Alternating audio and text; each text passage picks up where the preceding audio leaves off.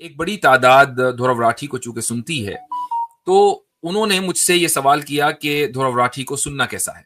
ये वाला सवाल आवाज आ रही है ज्यादा लाइक है, 2000 से ज्यादा लोगों ने लाइक किया है। Do you believe in God? If yes, then is it formless और not? Do you believe in any religion? इसका जवाब भी बड़ा सीधा है, नहीं। क्योंकि यही फर्क होता है एक समझदार रिलीजियस इंसान में और एक ऐसे बेवकूफ रिलीजियस इंसान में जो अंधविश्वासी बन जाता है। 2 ही मिनट के अंदर आपने मुतजाद गुफ्तगू कर दी। एक तरफ ये कहते हैं कि बहुत सीधा सा इसका जवाब है और दूसरी तरफ कहते हैं कि नहीं, बहुत मुश्किल इसका जवाब है, आसानी के साथ इसका जवाब नहीं दिया जा सकता। होता यह है कि जब खुदा की तरफ से हिदायत को सल्ब कर लिया जाए और तो फिर इंसान की जो अक्ल है वो काम करना बंद कर देती है। आप हिस्ट्री में कहीं भी चले जाएं, दुनिया की अक्सरियत मजहब को मान रही है, हर दौर में मान रही है और हमारे आज के दौर में भी मान रही है। तो हमारे आज के दौर की भी मॉरल वैल्यू मजहब है। आपको माजी के दौर में जाना पड़ेगा और उनकी मॉरल वैल्यूज को अपनाना पड़ेगा, उनको इज्जत देनी पड़ेगी, उनको अक्लमंद समझना पड़ेगा, तभी आप अक्लमंद हो सकते हैं, वरना आप भी बेवकूफ हैं। अब जरा मेरे इस स्टेटमेंट को गौर किया जाए कि एक तरफ मैं कहूं कि आप बहुत ही ज्यादा लायक ताजीम है, बहुत बहुत जबरदस्त, आपका बहुत मकाम मेरे दिल में है भाई, बड़ा मैंने सीना चौड़ा किया हुआ आपके लिए, हैं आप बहुत बड़े बेवकूफ। ये ना हो कि आप अपनी राय दें, चूंकि आप अपनी राय देंगे मजहब के मामले में तो हम यहां बैठे हैं आपको एक्सपोज करने के लिए। चूंकि ये मुमकिन नहीं है कि आप खुदा, अल्लाह, इस्लाम के बारे में कोई बात करें और हम लोग खामोश हो जाएं इसलिए कि आपने कुछ अच्छी वीडियोस बना रखी हैं। ये धुरव राठी हफीजहुल्लाह का जो टाइटल है ये आपको कहीं और से मिले तो मिले, हमारी तरफ से आपको नहीं मिलेगा। अस्सलामु अलैकुम वरहमतुल्लाहि वबरकातुहू। बिस्मिल्लाहिर रहमानिर रहीम। अल्हम्दुलिल्लाहि रब्बिल आलमीन वस्सलातु वस्सलामु अला सय्यिदिल अंबियाइ वल मुरसलीन व अला आलिहि व सहबिहि अजमईन, अम्मा बाद। आज की जो ये स्ट्रीम है ये अपने वक्त के ऊपर है और शुरू में मैं इंशाअल्लाह आपके सामने एक दो बातें करने के बाद फिर हम लिंक पब्लिक करेंगे और क्वेश्चन आंसर का सिलसिला शुरू करेंगे। पहली चीज तो ये है कि तकरीबन 1 महीना पहले मेरे पास हमारे एक दोस्त जो गुजरात में मुकीम हैं और जिनके साथ हमारा ये सफ़र हुआ, रफ़ीक सफ़र रहे पूरे अरसे, एयरपोर्ट से एयरपोर्ट तक। इनका नाम है मुफ्ती इस्माइल राजकोटी साहब और माशाअल्लाह इंस्टाग्राम के ऊपर एक अच्छी खासी फ़ैन फॉलोइंग है, कई लाख में है और बहुत ज़बरदस्त वीडियोस बनाते हैं।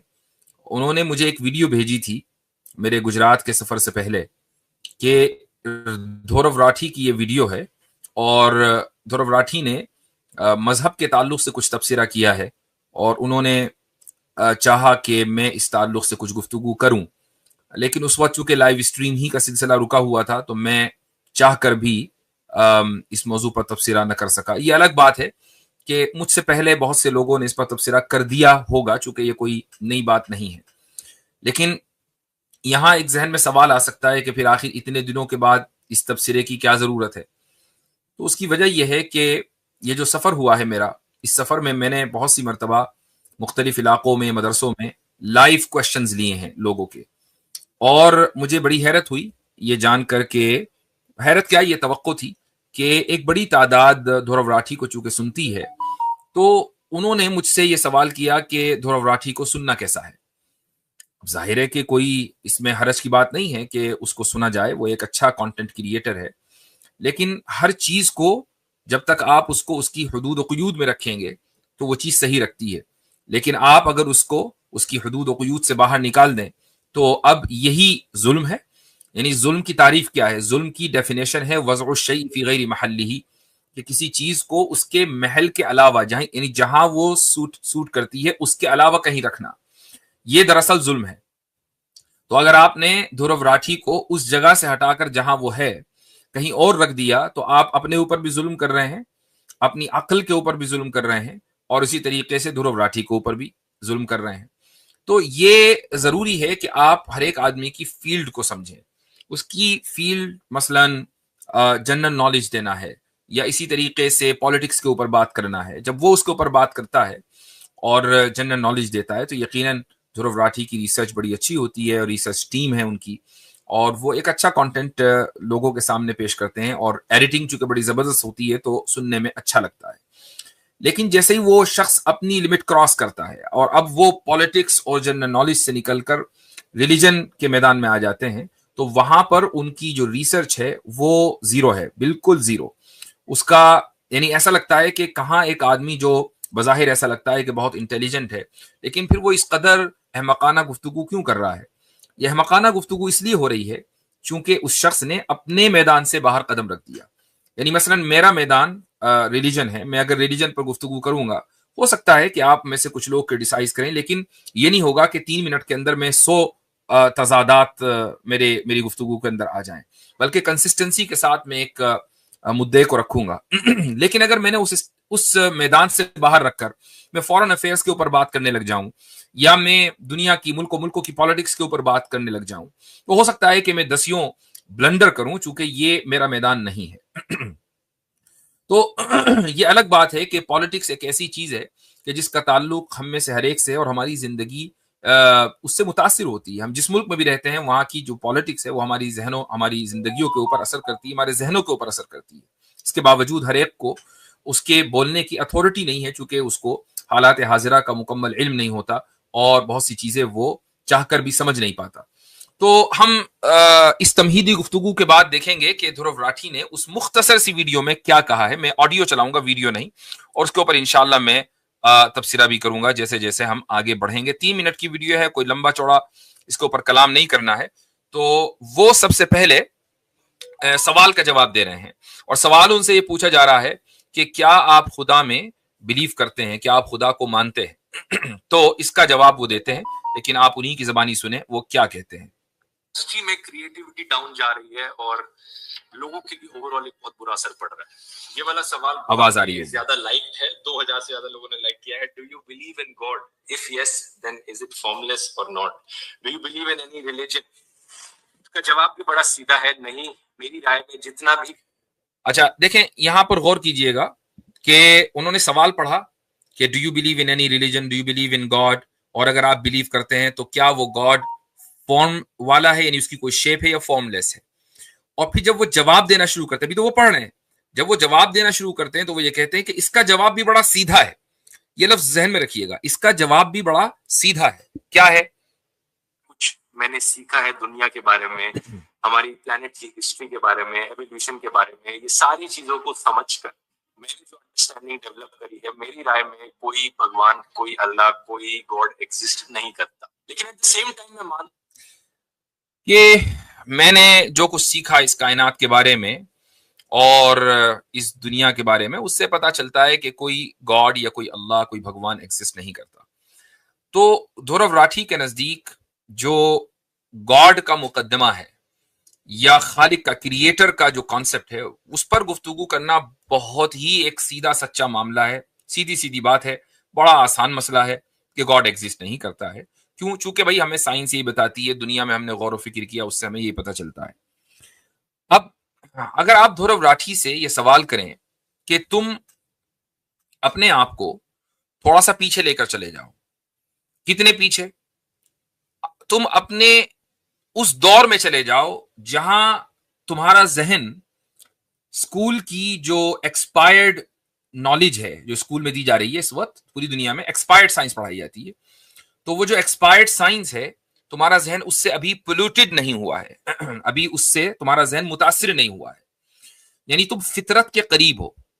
تم اپنے آپ کو اس دور میں لے جاؤ اور وہاں یہ سوال اپنے آپ سے کرو، یا اپنے جیسے کسی بھی بچے سے کہ جس کا جو so called modern education, modern expired education ہے، یعنی ایکسپائرڈ بھی ہے، ماڈرن بھی ہے، اس سے اس کا ذہن ابھی پولوٹیڈ نہ ہوا ہو، اور اس سے یہ پوچھو کہ تمہارا کھلونا، تمہارے ارد گرد کی کوئی بھی چیز، تمہارا گھر، تمہارا گھروندہ، تمہارے گھر کی کار، تمہارا کوئی بھی جو کچھ تمہارے ارد گرد ہے، کیا وہ خود سے خود بن گیا ہے یا اس کا کوئی نہ کوئی بنانے والا ہے؟ ایک 5 سال کا بچہ جو فطرت کے قریب ہے اور ابھی اس کی فطرت مسخ نہیں ہوئی ہے، متاثر نہیں ہوئی ہے، وہ ہر حال میں یہی کہے گا کہ میرا کھلونا بھی کسی نہ کسی نے بنایا ہے، میرا گھر بھی کسی نہ کسی نے بنایا ہے، ہمارے گھر کا چولہا بھی کسی نہ کسی نے بنایا ہے، میں جو کھانا کھاتا ہوں وہ بھی کوئی نہ کوئی بناتا ہے. غرض کے ہر چیز جو بچے کی زندگی میں ہے، بچے کا یہ یقین ہے، چونکہ اس کی فطرت ابھی مسخ نہیں ہوئی ہے، کہ اس کا کوئی نہ کوئی بنانے والا ہے. تو اب جب آپ جیسے جیسے آگے بڑھتے ہیں تو جس کی فطرت مسخ ہو جاتی ہے وہ یہ سمجھتا ہے کہ میں لاجیکلی اسٹرانگ ہو رہا ہوں, میں ریشنلی بہت ہی پروگریسو بن رہا ہوں, جبکہ ایسا نہیں ہوتا. ہوتا یہ ہے کہ وہ اپنے ماحول سے اور ایکسپائرڈ ماڈرن ایجوکیشن سے متاثر ہوتا ہے, اور اس متاثر ہونے کی وجہ سے بظاہر ایسا لگتا ہے کہ اس کی آنکھیں کھل رہی ہیں, لیکن ہوتا یہ ہے کہ اس کی آنکھوں کے اوپر پٹیاں باندھی جا رہی ہیں. یہ ایسا ہی ہے جیسا کہ آپ اچانک آپ بیٹھے ہوئے دنیا دیکھ رہے ہیں, بڑا خوبصورت منظر ہے, پہاڑ کی چوٹی پر آپ بیٹھے ہوئے, پورا نظارہ آپ کے سامنے ہے, لیکن اچانک آپ کی آنکھوں کے اوپر ایک وی آر لگا دیا جائے, اور وی آر کے بعد جو آپ دیکھیں وہ یہ کہ آپ ایک شہر میں ہیں اور وہاں بلڈنگیں ہیں, پولوشن ہے, وہاں لوگ ہیں, بھیڑ ہے, اور آپ یہ سوچیں کہ نہیں یہی ریالٹی ہے, یہ جو میں پہلے دیکھ رہا تھا وہ ریالٹی نہیں ہے. تو کیا ہوا کہ اس وی آر ڈیوائس نے آپ کے ذہن کو متاثر کر دیا. بالکل ایسے ہی یہ جو ماڈرن ایکسپائرڈ ایجوکیشن ہے وہ آپ کے ذہن کو متاثر کر دیتی ہے, ہر بچے کے ذہن کو متاثر کرتی ہے. ایک سوال میں دھرو راٹھی کے لیے چھوڑ کر جا رہا ہوں اور اس کے بعد ہم آگے بڑھیں گے. وہ سوال یہ ہے کہ ہم آخر کیوں ایک مفرد اور مرکب کے درمیان فرق کرنے کے قائل ہیں؟ کیا وجہ ہے کہ ہم ایک سنگل اینٹیٹی کو الگ طریقے سے اور الگ زاویے سے دیکھتے ہیں, ایک کمپوننٹ کو, اور ایک کمپاؤنڈ کو الگ زاویے سے دیکھتے ہیں؟ مثال کے طور پر اس کائنات کی بہت ساری چیزیں ہیں. میرے ہاتھ میں گلاس ہے, یہ بھی اس کائنات کا حصہ ہے. میرے ہاتھ میں فون ہے, یہ بھی اس کائنات کا حصہ ہے.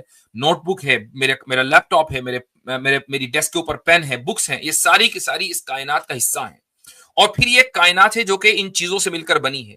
تو آخر کیا وجہ ہے کہ اس کائنات کے ایک ایک حصے کو, ایک ایک کمپوننٹ کو, اس کے بارے میں تو ہمارا یہ یقین ہو کہ ان کا کوئی بنانے والا ہے. کتاب خود سے خود وجود میں نہیں آئی, اس کا لکھنے والا ہے, پین کا بنانے والا ہے, فون کا بنانے والا ہے, سیمسنگ کمپنی ہے. یاد رکھیے کہ جب بھی آپ سیمسنگ کے بارے میں سوچیں تو اویس اقبال کا ضرور ذہن میں آنا چاہیے نام.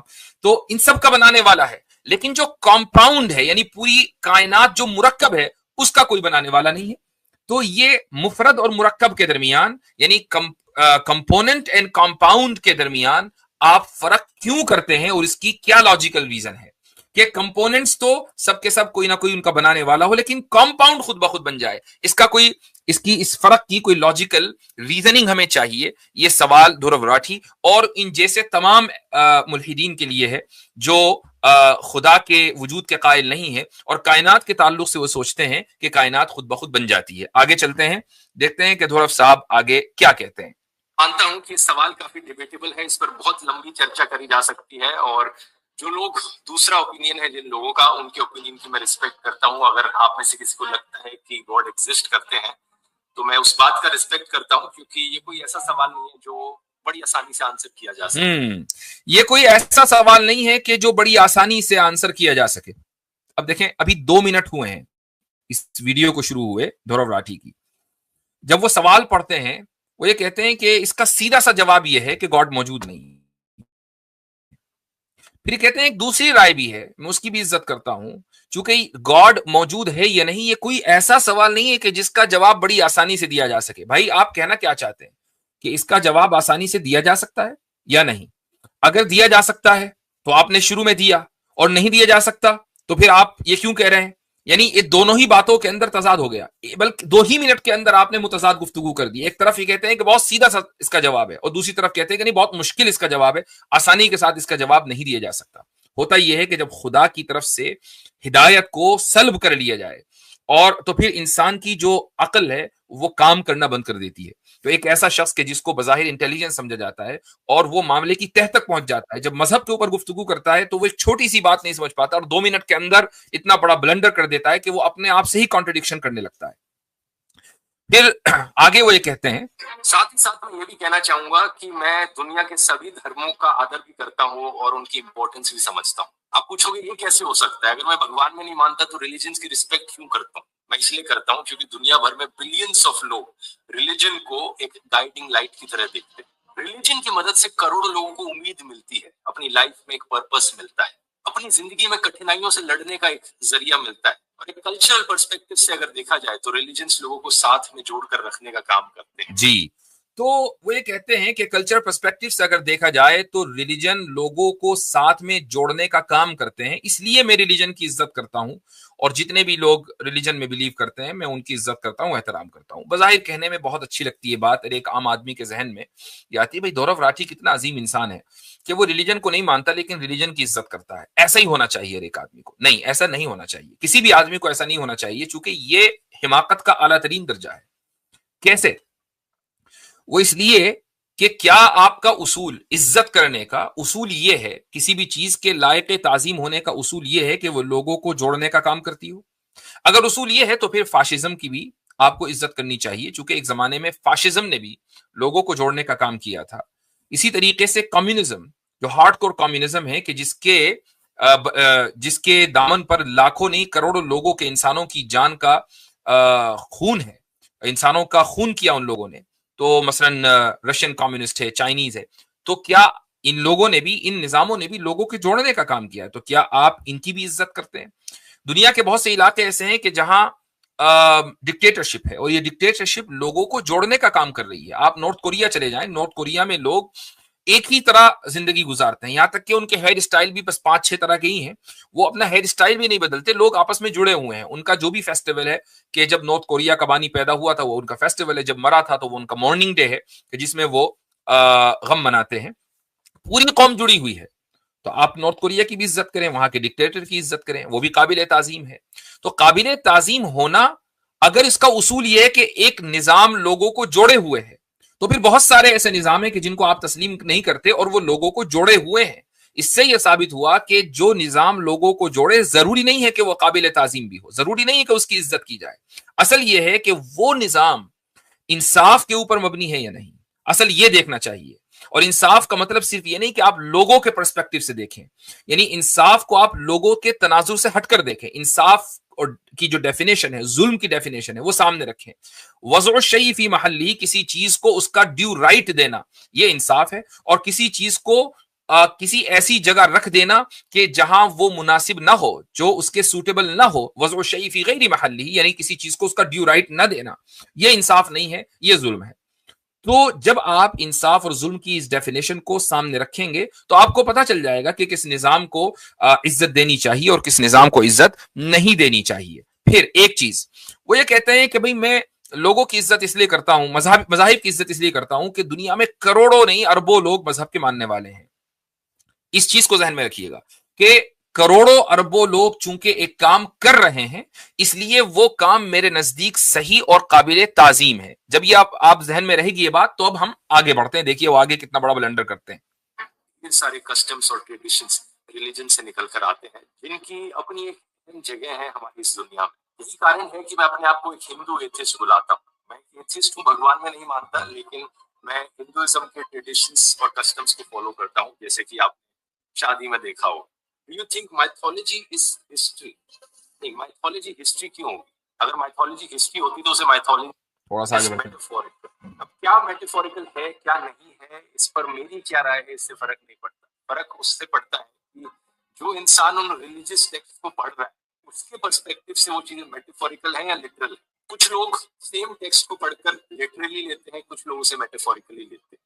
میرا بس یہ ماننا ہے کہ اگر کوئی ایسی چیز لکھی ہے کسی ریلیجیس ٹیکسٹ میں جو ریشنلٹی کے خلاف جاتی ہو، لاجک کے خلاف جاتی ہو، کوئی چیز ایسی اگر ریلیجس ٹیکسٹ میں لکھی ہے جو ریشنلٹی کے خلاف جاتی ہو، لاجک کے خلاف جاتی ہو، یہاں سوال دھورو راٹھی سے ہونا چاہیے کس کی لاجک اور کس کی ریشنلٹی کے خلاف جاتی ہو، آپ کی، دنیا کے چند لوگوں کی، یا اجتماعی یعنی پوری کائنات میں جتنے بھی لوگ آئے ہیں شروع سے لے کر آج تک آبجیکٹو ریالٹی کے خلاف وہ جا رہی ہو۔ آپ کا اسٹینڈرڈ کیا ہے؟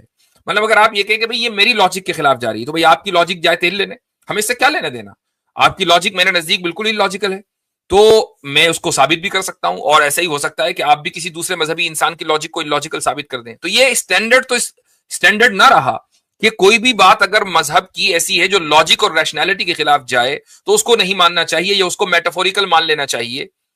سوال یہاں پر یہی ہوگا کہ کس کی لاجک کو ہم معیار بنائیں گے۔ آگے دیکھیے وہ کیا کہتے ہیں۔ یا آج کے دن کی ہماری مورل ویلیوز کے خلاف جاتی ہو، یا آج کے دن کی ہماری مورل ویلیوز کے خلاف جاتی ہو، یہ میں نے کہا تھا بلنڈر۔ ابھی تھوڑی دیر پہلے انہوں نے کیا کہا؟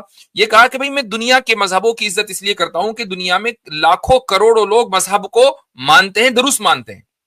اس کا مطلب کیا ہوا کہ مذہب کو ماننا یہ آج کے دن کی مورل ویلیو ہے۔